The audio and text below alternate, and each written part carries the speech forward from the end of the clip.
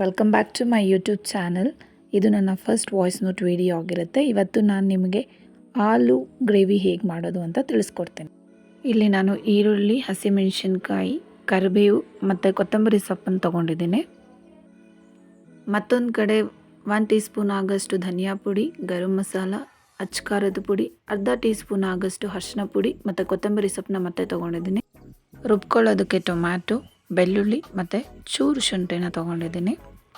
1 cup ಅಷ್ಟು ಬೇಯಿಸಿರುವಂಥ ಆಲೂಗಡ್ಡೆ. First ಒಂದು ಬಾಣಲಿಗೆ ತೊಗೊಂಡು ಅದು ಚೆನ್ನಾಗಿ ಕಾದ ನಂತರ ಅದೇ ಬಾಣಲಿಗೆ ಎಣ್ಣೆ ಹಾಕ್ತಾಯಿದ್ದೀನಿ. ಈಗ ಎಣ್ಣೆ ಚೆನ್ನಾಗಿ ಕಾದಿದೆ, ಸಾಸಿವೆ ಹಾಕ್ಕೋತಾ ಇದ್ದೀನಿ. ಸಾಸಿವೆ ಸ್ವಲ್ಪ ಚಿಟ್ಲಬೇಕು.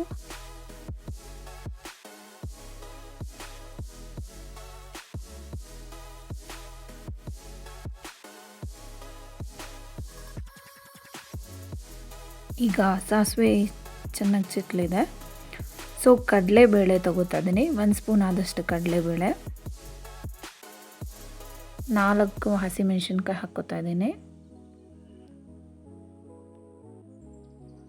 ಅದಾದಮೇಲೆ ಈರುಳ್ಳಿ ಮತ್ತು ಕೊತ್ತಂಬರಿ ಸೊಪ್ಪು. ಈರುಳ್ಳಿ ಜೊತೆಗೆ ಏನು ಕೊತ್ತಂಬರಿ ಸೊಪ್ಪನ್ನ ಹಾಕ್ಕೋತಾ ಇದ್ದೀನಿ ಅಂದರೆ ಅದು ಚೆನ್ನಾಗಿ ಫ್ಲೇವರ್ ಬಿಡಲಿ ಅನ್ನೋ ಕಾರಣಕ್ಕೆ ಈರುಳ್ಳಿ ಜೊತೆಗೇ ಕೊತ್ತಂಬರಿ ಸೊಪ್ಪನ್ನ ಹಾಕ್ಕೋತಾ ಇದ್ದೀನಿ. ಸ್ವಲ್ಪ ಉಪ್ಪು. ಸೊ ಈರುಳ್ಳಿ ಬೇಯಬೇಕಾದ್ರೆ ಉಪ್ಪು ಹಾಕಿದ್ರೆ ಈರುಳ್ಳಿ ಸ್ವಲ್ಪ ಬೇಗ ಬೇಯುತ್ತೆ. ಈರುಳ್ಳಿ ಬೇಯ್ತಾ ಇದೆ. ಸೊ ಇದಾಗಷ್ಟರಲ್ಲಿ ನಾವು ಒಂದು ಮಿಕ್ಸರ್ ಮಾಡ್ಕೊಬಿಡೋಣ. ಟೊಮ್ಯಾಟೊ, ಶುಂಠಿ ಮತ್ತು ಬೆಳ್ಳುಳ್ಳಿ ಆಗಲೇ ಏನು ತೊಗೊಂಡಿದ್ವಲ್ಲ ಅದನ್ನು, ಮತ್ತು ಇದ್ರ ಜೊತೆಗೆ ಚಕ್ಕೆ ಮತ್ತು ಲವಂಗ ಕೂಡ ತೊಗೊಂಡು ಗ್ರೈಂಡ್ ಮಾಡ್ಕೊಳ್ಳೋಣ. ಇದೀಗ ಆಗಿದೆ. ಏನು ನಾವು ಪೇಸ್ಟ್ ಮಾಡ್ಕೊಂಡಿದ್ದೀವಿ ಅದನ್ನು, ಈರುಳ್ಳಿ ಎಲ್ಲ ಚೆನ್ನಾಗಿ ಬಂದಿದೆಯಲ್ಲ, ಸೊ ಅದರಲ್ಲಿ ಮಿಕ್ಸ್ ಮಾಡ್ಕೊಳ್ಳೋಣ. ಇದು ಸ್ವಲ್ಪ ಎಣ್ಣೆ ಬಿಡೋ ತನಕ ಫ್ರೈ ಮಾಡ್ತಾ ಇರಬೇಕು. ಈ ಥರ ಒಂದು ಕನ್ಸಿಸ್ಟೆನ್ಸಿ ಬರೋ ತನಕ ಫ್ರೈ ಮಾಡ್ತಾಯಿರಿ.